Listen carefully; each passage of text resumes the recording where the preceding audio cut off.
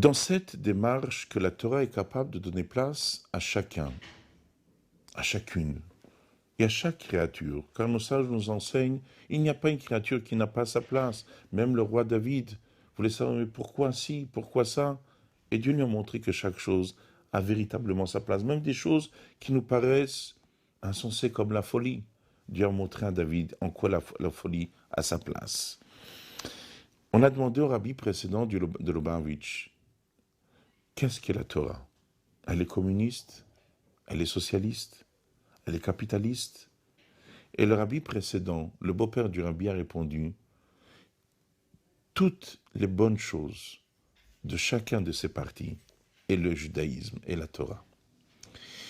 Le problème que nous avons avec le capitalisme, avec le communisme, le socialisme, chacune d'elles a un message extraordinaire.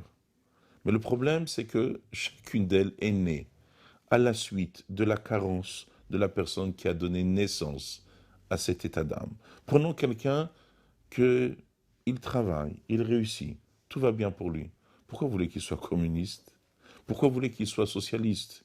Regarde, au contraire, il va vous dire, le capitalisme, c'est la meilleure des choses. Quelqu'un qui travaille, qui ne s'en sort pas, qu'est-ce qu'il vous dira? Oui, le communisme, c'est la meilleure des choses. Un fainéant qui ne veut rien faire, il vous dira, ah, l'assistanat, le socialisme, c'est la meilleure des choses. Donc, en fin de compte, le socialisme est une bonne chose. Le capitalisme est une bonne chose. Le communisme est une bonne chose. La question, qui a donné naissance à cette chose-là?